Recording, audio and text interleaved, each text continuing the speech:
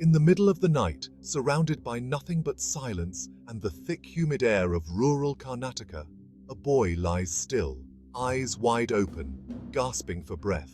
His family huddles around him, panicking. There's no time to waste. The boy, Ajay, had been bitten by a crate just hours ago, but it wasn't the bite that's terrifying. It's the fact that he had bitten the snake back. Wait, what? Yeah, you heard that right. Instead of running away or screaming for help, this kid took matters into his own hands. Not just that, but somehow, despite the odds, despite the deadly venom coursing through his veins, he survived. And it wasn't just him.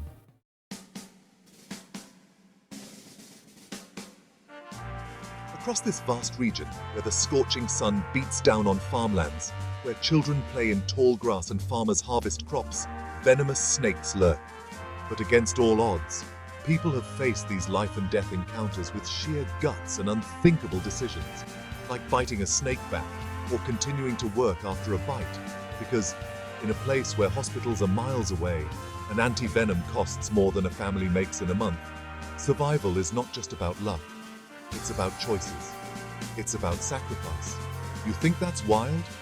Wait until you hear what an old woman, Lakshmi, did when a Russell's viper decided to test her endurance, or how Ramesh, a tea plantation worker, stared down a pit viper and came out alive. And don't even get me started on Vishnu, the man who made peace with the fact that his calm response after being bitten by a saw-scaled viper might be the only reason he's alive to tell the tale today.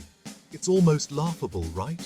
These near mythical showdowns between humans and snakes unfolding every single day, where the odds of making it to the hospital alive are often stacked against them.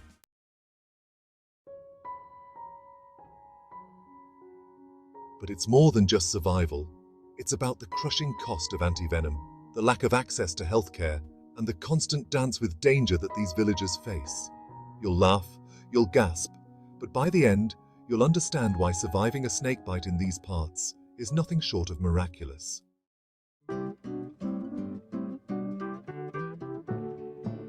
The rural countryside of Karnataka is beautiful. Lush green fields stretch as far as the eye can see, dotted with small clusters of huts and homes. The people here, farmers mostly, rise before the sun, working long hours under the scorching heat to cultivate the land. It's an honest life, built on grit and routine. But beneath the peaceful exterior of this landscape, danger lurks in places you'd least expect. Tall grasses, under rocks, in the very fields that feed their families. And no, I'm not talking about wild animals or natural disasters. I'm talking about snakes. Not just any snakes, but the kind that can end your life before you even make it to a hospital. You've got kraits, cobras, vipers, each one packing a different kind of venom, and each one more dangerous than the last.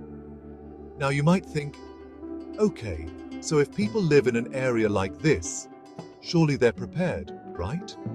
Anti-venom must be easy to get, and hospitals must be close by.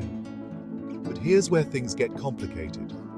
Anti-venom is expensive, medical facilities are scarce, and for most peasants living in rural India, a snakebite can mean financial ruin or worse, because the cost of survival isn't just about money, it's about time and access. Let's break it down.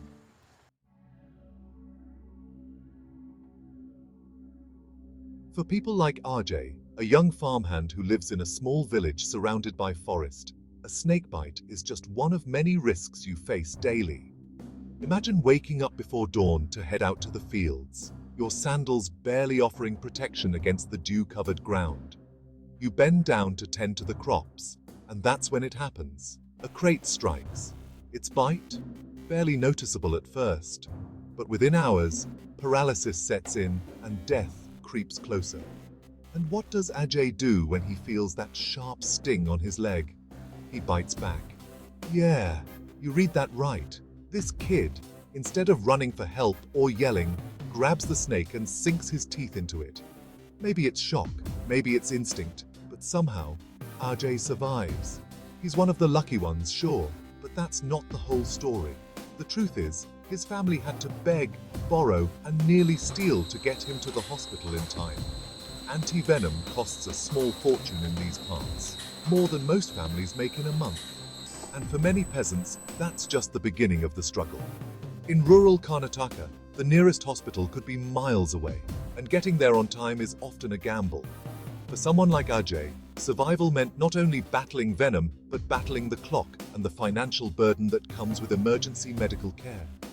And here's where it gets even crazier. Ajay's story isn't unique. Across these villages, tales like his play out every day.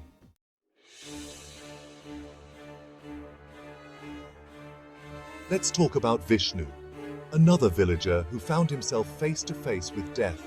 This time, it was a saw-scaled viper, one of the most dangerous snakes in the region. Vishnu's day had started out just like any other. He was out in the fields. The viper bit him on the leg. Unlike Ajay, Vishnu didn't react with panic or shock. Instead, he did something that likely saved his life. He stayed calm. He took off his belt, wrapped it around his leg to slow the spread of the venom, and called for help. Within minutes, his neighbors had him on a motorbike, rushing toward the nearest hospital. But here's where the real challenge kicks in. By the time Vishnu arrived at the hospital, the venom had started doing its work. The doctors managed to save him, but not before a hefty bill was handed to his family. See, in this part of the world, anti-venom isn't cheap. It's not like in the movies, where a quick injection and a few days of rest set everything back to normal. Here, the cost of anti-venom can bankrupt a family. For peasants like Vishnu, who live off the land, every rupee counts, and a medical bill like that means sacrificing something else, whether it's food, school fees for the children, or even paying back loans that keep their farms running. For Vishnu, survival wasn't just about staying calm after the bite. It was about the aftermath, the financial toll that nearly wiped his family out.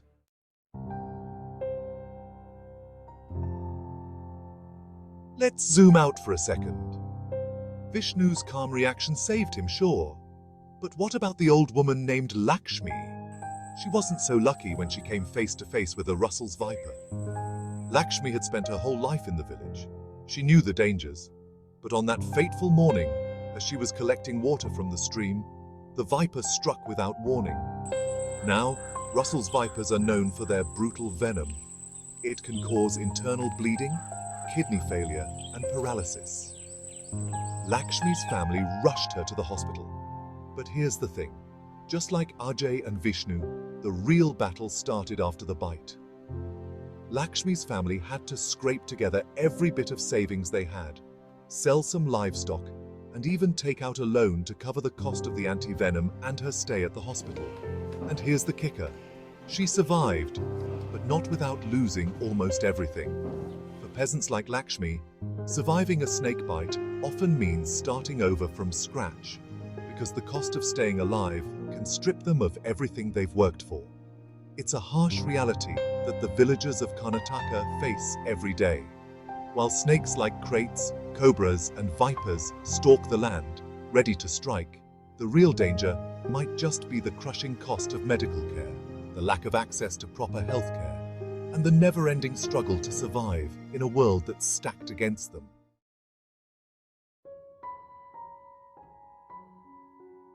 You see, the real enemy here isn't just the snakes, it's poverty. Every time someone like Ajay or Lakshmi gets bitten, they face two life-or-death battles, the bite itself and the financial fallout. In villages like theirs, where people live off the land and scrape by on whatever they can grow or sell, a medical emergency is enough to wipe out a family's savings, pushing them deeper into poverty.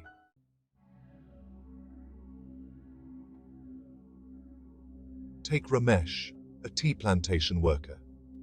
One afternoon, while he was working on the steep slopes, a pit viper lashed out from under the bushes. The bite was swift, and so was the venom. As Ramesh stumbled down the hill, clutching his leg, the people around him knew what to do. They rushed him to the local clinic, but even the nearest clinic was under-equipped. There was no anti-venom available, and the only option was to transfer him to the city. But that's not the kind of choice you want to make in the middle of a snakebite emergency.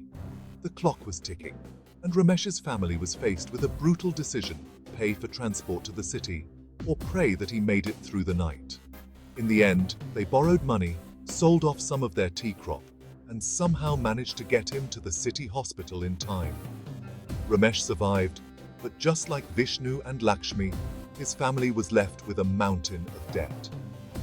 The cost of treatment, transportation, and anti-venom meant they were left with little to live on for the rest of the season.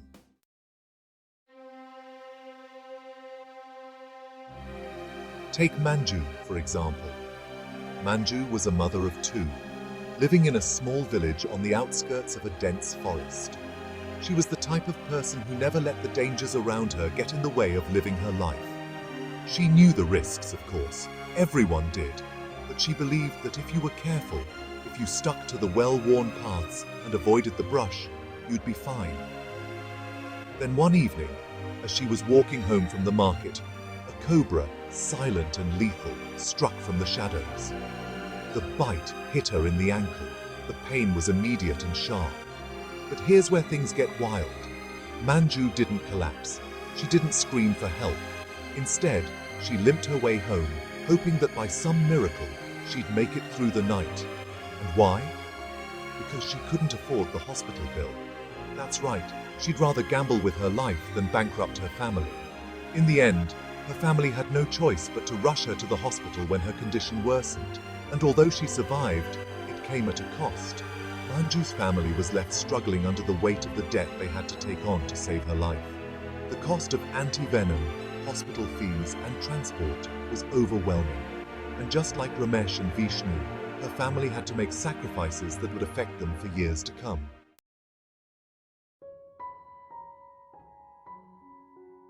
Now, let's take a look at Ravi, a farm worker who knew all too well the dangers of the land he worked on.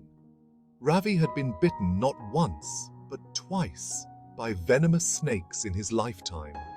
The first time was a pit viper, the second time a crate. Each time, he was lucky enough to survive, but not without a heavy price. After the first bite, he was left with a permanent limp. After the second bite, he couldn't work in the fields for months, and his family had to rely on the charity of neighbors just to get by. Here's the kicker, though. Ravi isn't afraid of snakes anymore. He's afraid of hospitals. After years of working to pay off the debt from his 2 hospital visits, the very thought of having to go back to a doctor fills him with dread. It's not the venom that scares him. It's the idea that another hospital bill could push his family even further into poverty. And that's the tragic reality for so many in this part of the world. For people like Ravi, the fear of medical debt outweighs the fear of the bite itself. And it's a fear that keeps them trapped in a cycle of hardship, because in a place where survival comes at a cost, it's the poorest who suffer the most.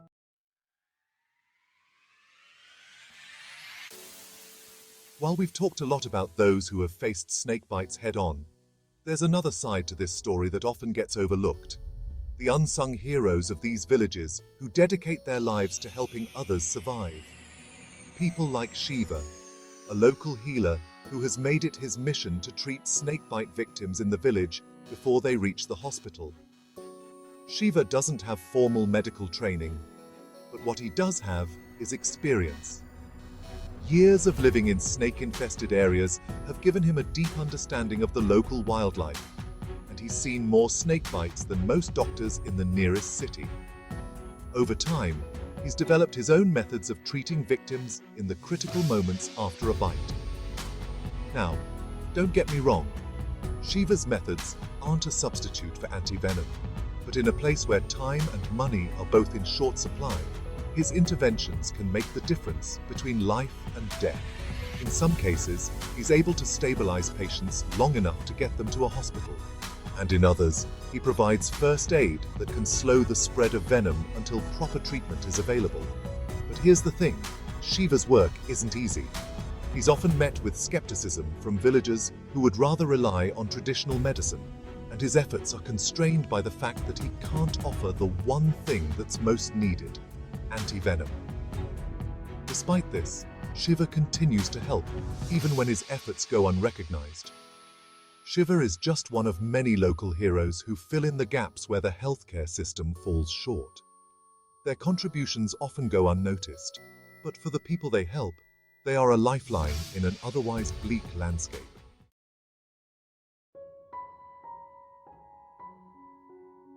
We've talked a lot about the individual stories of survival, but there's a bigger issue here.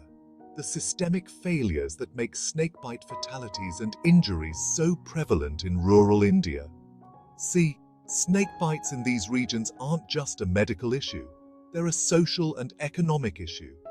The lack of access to healthcare, the high cost of treatment, and the geographical isolation of many villages all contribute to the ongoing crisis. For starters, many of the hospitals that serve rural areas are woefully underfunded and understaffed. This means that even when a snakebite victim makes it to the hospital, there's no guarantee that they'll receive the treatment they need. And when they do, the cost can be prohibitive. For families living below the poverty line, a snakebite isn't just a health crisis, it's an economic disaster. The government has made efforts to address this issue, but progress has been slow. Anti-venom is supposed to be free in government hospitals, but there's often a shortage of it. When supplies run out, patients are forced to purchase it from private clinics at exorbitant prices. For a family that earns less than $1 a day, the cost of anti-venom can be equivalent to months, if not years of income. And then there's the issue of awareness. Many people in rural areas don't know what to do when they're bitten, and they rely on traditional remedies that can do more harm than good. Education programs are crucial to addressing this, but they're often underfunded and poorly implemented. So, while we can marvel at the resilience of individuals like Ajay, Vishnu, Lakshmi, and the others, we can't ignore the fact that their struggles are part of a much larger problem, one that requires systemic change if it's ever going to be solved.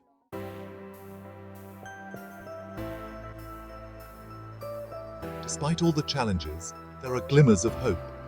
In recent years, grassroots organizations have started to pop up, dedicated to improving healthcare access in rural areas and providing education about snakebite prevention and treatment. These organizations work tirelessly to raise awareness about the dangers of snakebites and the importance of getting proper medical care as quickly as possible. One such organization is the Snakebite Healing and Education Society, which has been working to bridge the gap between traditional knowledge and modern medicine. They provide training for local healers like Shiva, teaching them how to administer first aid and recognize the symptoms of venomous bites. They also work with local schools to educate children about how to avoid snake bites in the first place. It's not a perfect solution, but it's a start. And for people living in these rural areas, even small improvements can make a huge difference.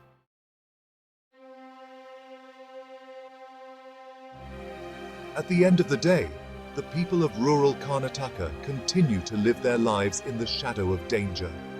They work the land, raise their families, and carry on despite the ever-present threat of a snake bite. For them, survival is not just a matter of luck. It's a matter of resilience, sacrifice, and an unshakable determination to keep moving forward.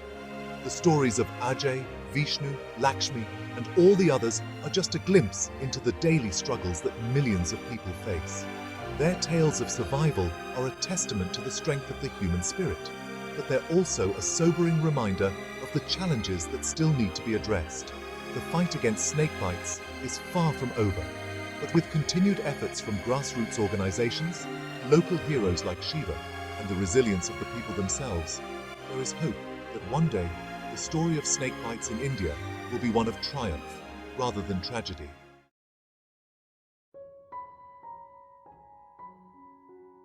One of the most heart-wrenching aspects of this ongoing battle with snake bites is the generational impact. For many families, the fear of snake bites isn't something that's new. It's a struggle passed down from generation to generation. Take Lakshmi's story, for example. When Lakshmi's grandmother was bitten by a snake decades ago, there was no nearby hospital, no anti-venom, and no hope. She died on the floor of her small house, surrounded by family, who could do nothing but watch her slip away. Fast forward 40 years, and now Lakshmi faces the same dangers. The snakes haven't gone away, but the world around her has changed. Hospitals exist now, and anti-venom is available, at least in theory. But the fear remains, and so do the challenges. Lakshmi was bitten by a Russell's viper while collecting firewood for her family's stove. She knew the risks of wandering in snake territory, but like so many others, she didn't have much of a choice. She couldn't afford to buy firewood, so she had to collect it herself. After the bite, she was rushed to the nearest hospital, where doctors were able to administer anti-venom in time. But here's the kicker. The treatment left her family in debt. Just like her grandmother, Lakshmi paid a heavy price for the bite. Only this time, it wasn't her life that was lost, but her family's financial future. Lakshmi's story is a familiar one in rural India. Families like hers are caught in a cycle of poverty, where each generation faces the same struggles as the one before. For them, survival isn't just about avoiding the bite. It's about navigating a world where even a brush with danger can send them into financial ruin.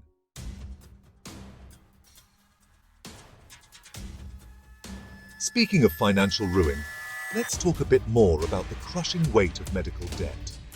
It's easy to see the numbers on a page, 10,000 rupees here, 20,000 there. But behind those numbers are real people whose lives are upended by the cost of survival. For Ajay, a young farmer with 2 small children, the cost of surviving a snakebite nearly destroyed his entire livelihood. Ajay was bitten while tending to his crops one afternoon, a common story in these parts. His family rushed him to the hospital, where doctors were able to save his life with the help of anti-venom. But the real shock came when the bill arrived. Ajay's family didn't have the money to pay for his treatment, so they were forced to borrow from local moneylenders. These moneylenders, of course, didn't lend for free. They demanded high-interest payments. And before Ajay knew it, he was trapped in a cycle of debt that he had no way out of. The result? Ajay had to sell a portion of his farmland to pay off his debt, leaving him with less land to farm and less money to support his family. In a cruel twist of fate, the very thing that saved his life also took away his ability to provide for the people he loved. Ajay's story is a stark reminder that in rural India, the fight for survival doesn't end with the snakebite. It's only the beginning. And for families like his, the cost of survival can leave scars that last far longer than the venom itself.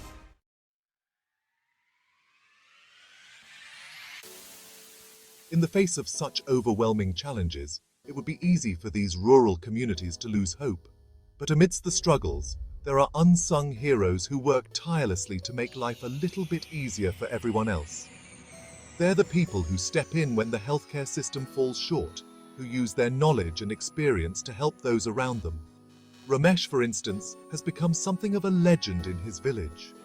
A former snakebite survivor himself, Ramesh has made it his mission to help others avoid the same fate.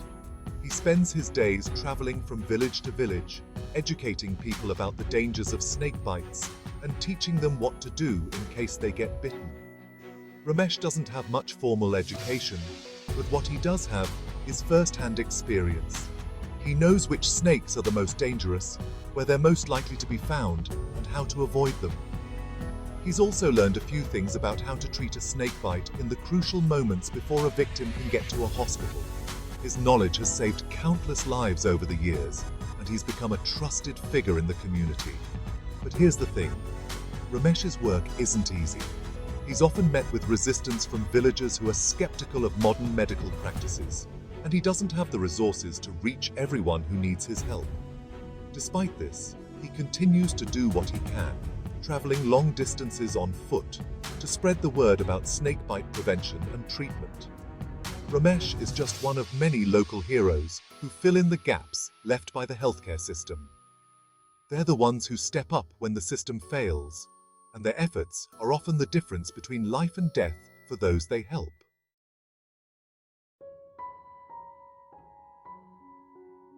While local heroes like Ramesh play a vital role in helping snakebite victims, there's no substitute for proper medical care, and that's where things get tricky. Even when a snakebite victim makes it to a hospital, the cost of treatment can be astronomical.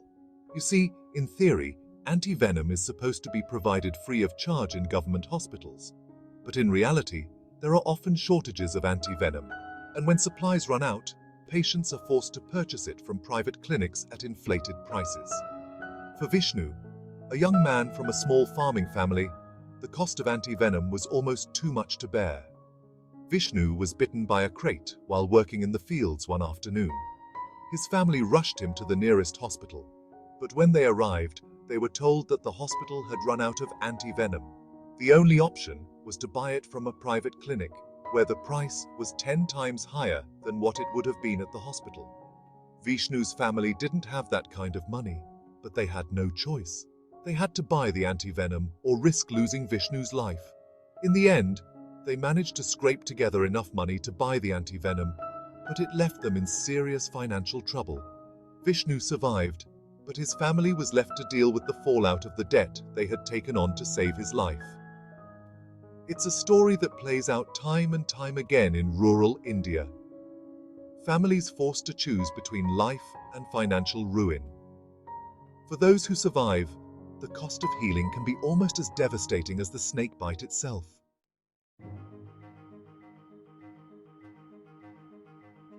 As we weave these stories together, one thing becomes clear. The problem of snakebites in rural India is not just about the bites themselves. It's about access to healthcare, the cost of treatment, and the systemic failures that leave families vulnerable.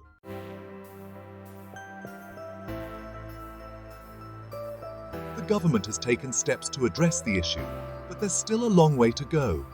Anti-venom shortages need to be addressed, hospitals need better funding and staffing, and education programs need to be expanded so that more people know what to do in the event of a snakebite.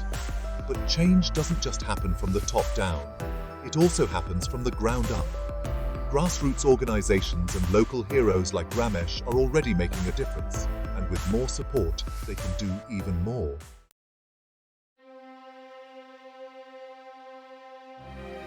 For many people in rural India, the response to snakebites isn't just a medical issue. It's tied up in centuries of traditional beliefs. In some communities, snakebites are seen not as accidents, but as spiritual events, tied to the will of the gods or the spirits of nature. This belief system can make it difficult for modern medicine to gain a foothold. Take the story of Manju, a mother of 3 living in a small village at the edge of the forest. When her son was bitten by a snake while playing outside, the first thing she did was visit the local temple healer, not the hospital. The healer, a respected figure in the village, performed a ritual designed to draw out the venom and appease the gods. Only when her son's condition worsened did Manju finally take him to a hospital. By that point, it was almost too late. Her son's body was shutting down from the venom, and doctors had to administer anti-venom immediately. He survived, but only just. Stories like Manju's illustrate the tension between tradition and modernity that many families face. On one hand, they trust in the rituals and remedies that have been passed down through the generations. On the other hand, they know that modern medicine has the power to save lives. The challenge is finding a way to reconcile these two worlds. In some villages, efforts are being made to bridge the gap between traditional beliefs and modern medicine. Local healers are being trained in basic first aid and taught how to recognize the symptoms of a venomous snakebite. They're encouraged to work alongside doctors and hospitals, referring patients for treatment when they know they can't help. It's a small step, but it's making a difference. Slowly, the stigma around modern medicine is starting to fade, and more people are seeking medical help when they need it.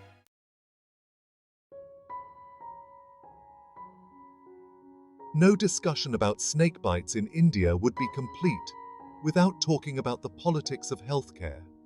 On paper, India's healthcare system provides free or low-cost treatment to anyone in need. In reality, however, the system is overburdened and underfunded.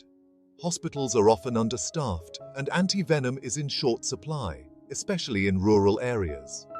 This was the case for Ravi, a farmer who was bitten by a cobra while tending to his crops. When his family rushed him to the nearest hospital, they were told that the hospital had run out of anti-venom. The staff at the hospital could offer little more than basic first aid while they tried to source anti-venom from a nearby city. By the time the anti-venom arrived, it was too late. Ravi had already succumbed to the venom. Ravi's death sparked outrage in his village. His family, along with other villagers, protested outside the hospital, demanding answers. How could a hospital not have the very medicine needed to treat one of the most common medical emergencies in the region? The hospital staff explained that they had requested more anti-venom from the government months ago, but the supplies never arrived. The issue isn't just a local problem, it's a nationwide crisis. With India's population growing and its healthcare needs expanding, the system is struggling to keep up. For rural hospitals, the situation is even worse. They're often the last in line when it comes to receiving supplies, leaving them unable to properly treat the very people who need their help the most. For many families, the failure of the healthcare system is more than just a tragedy. It's a betrayal. They trust that the government will provide the care they need, but all too often, that care never comes.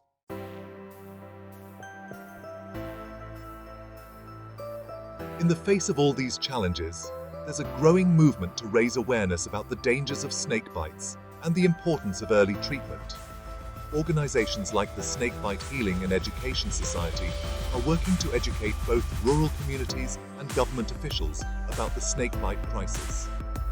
These organizations are pushing for better access to anti-venom, more funding for rural hospitals, and improved education programs that teach people what to do in the event of a snakebite. They're also working to dispel the myths and misconceptions that surround snakebites in many communities. One of the biggest challenges they face is the lack of accurate data.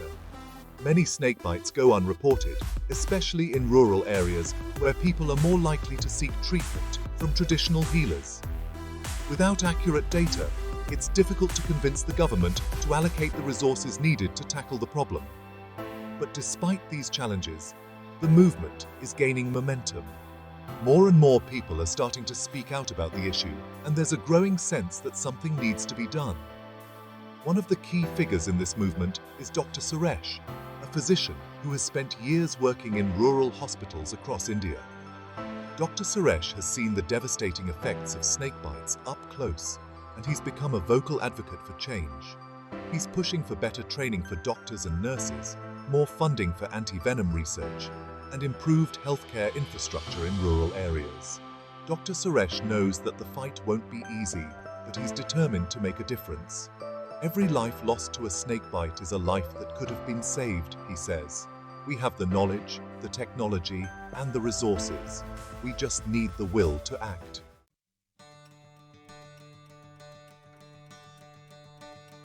Despite the many challenges, there are reasons to be hopeful.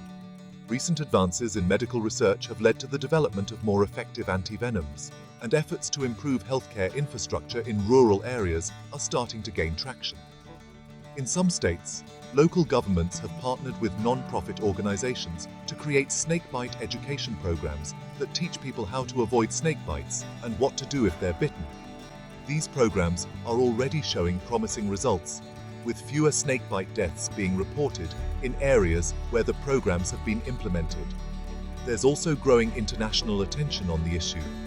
Organizations like the World Health Organization and the Wellcome Trust have launched initiatives aimed at reducing the global snakebite death toll. These initiatives focus on improving access to anti-venom, funding research into new treatments, and raising awareness about the snakebite crisis. For families like those of Ajay, Manju, and Ravi, these efforts can't come soon enough. They've seen firsthand the devastating impact that snakebites can have, and they know that without significant changes, more lives will be lost. But amidst the tragedy, there's also a sense of resilience. The people in these communities have faced hardship before, and they're determined to survive. They're banding together, supporting one another, and demanding the change they know they deserve. As we bring this story to a close, it's clear that the issue of snakebites in rural India is far more complex than just venom and bites. It's a story of economic hardship, healthcare inequality, and a long struggle between tradition and modernity. It's a story of people who are doing their best to survive in a world that often seems indifferent to their struggles. But it's also a story of hope. For every family that has lost someone to a snakebite, there are others who have been saved by modern medicine. For every village that lacks access to proper healthcare, there are local heroes like Ramesh who are stepping up to fill the gap. And for every community that is struggling to make ends meet, there are organizations and advocates who are fighting for a better future. The fight against snakebites is far from over, but progress is being made. And as long as there are people who refuse to give up, there's a chance that one day, the people of rural India will be able to live without the constant fear of snakes lurking in the shadows.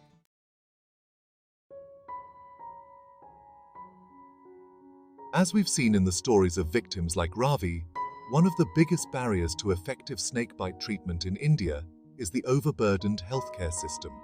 While India's public healthcare system technically offers free or low-cost treatment, the reality is often very different, particularly in rural areas. Hospitals are understaffed, doctors are overworked, and essential supplies like anti-venom are frequently out of stock. Some states have initiated healthcare reforms aimed at addressing these problems. For example, states like Tamil Nadu have invested in improving their rural health infrastructure by building primary health centers closer to where people live, which makes it easier for villagers to get to a hospital quickly after a snakebite. Additionally, some areas have introduced mobile medical units that travel to remote villages, bringing critical care to the people who need it most. But there's still a long way to go. One of the major bottlenecks is the shortage of medical professionals. Many doctors and nurses prefer to work in urban areas where the facilities are better and the pay is higher. This leaves rural hospitals chronically understaffed, which in turn means that patients like Ravi may not receive the care they need in time. There have been proposals for telemedicine as a potential solution, where rural healthcare workers could consult with specialists in real time via digital platforms.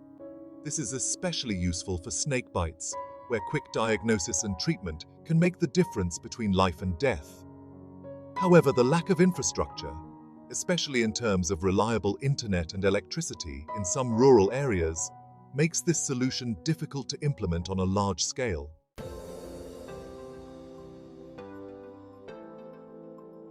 One of the central issues in this crisis is the unequal distribution of anti-venom. In urban areas, anti-venom is more readily available, and patients can often receive treatment quickly.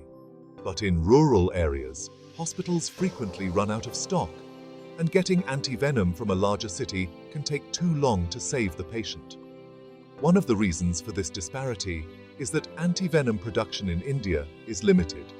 Most of the anti-venom is made from the venom of just 4 types of snakes. The big 4, Indian cobra, common krait, Russell's viper, and saw-scaled viper. While these species are responsible for the majority of bites in India, there are many other venomous snakes that don't fall into this group, and the anti-venom used may not be as effective against their bites.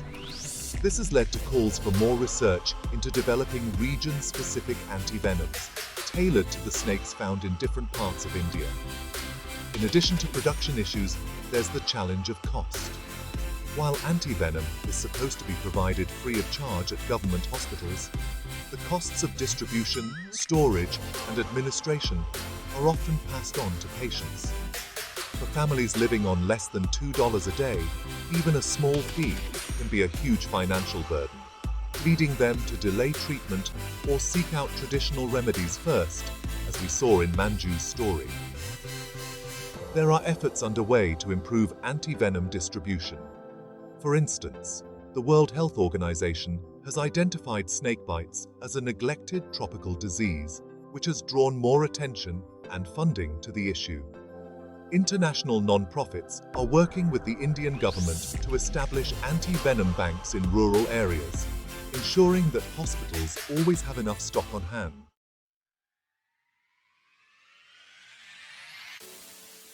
While healthcare reforms and better access to anti-venom are critical, they're not enough on their own. In rural India, Many people still rely on traditional beliefs and remedies, which can delay life-saving medical treatment. This is where social initiatives come in, working to educate people about the dangers of snake bites and the importance of seeking medical help immediately. Some of these initiatives are run by non-governmental organizations, NGOs, like the Snakebite Healing and Education Society, which conducts workshops in rural villages. These workshops teach people how to recognize the symptoms of a snake bite, what to do in the event of a bite, and why it's important to get to a hospital as quickly as possible. The workshops also dispel common myths about snake bites, such as the belief that certain traditional rituals can cure venom. Local community leaders, like Dr. Suresh in our narrative, play an essential role in these efforts. By acting as trusted figures who can bridge the gap between traditional practices and modern medicine, they can help shift attitudes towards snake bites and encourage people to seek professional treatment. These initiatives also aim to empower communities to take care of their own. In some villages, locals have set up snakebite response teams, made up of volunteers trained in first aid. These teams are often the first responders in a snakebite emergency, providing initial care and arranging transportation to the nearest hospital. They also keep a close eye on anti-venom stock levels at local hospitals, ensuring that the supply chain doesn't break down.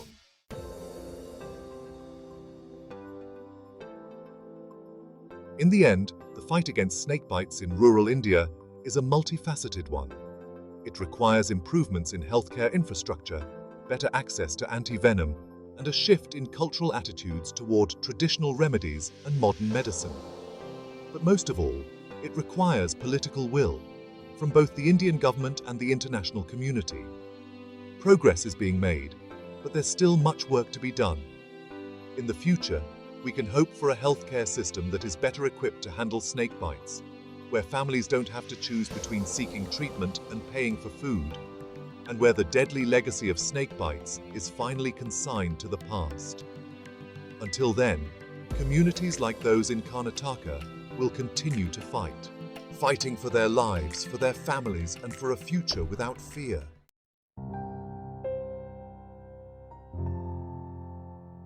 What we've shared here is more than just a series of snakebite stories. It's a window into the day-to-day struggles faced by millions of people in rural India. The challenges are immense, but so is the resilience of the human spirit. With the right combination of education, reform, and community action, there's hope that one day we can look back on snakebites as a problem that was solved, rather than a crisis that continues to take lives.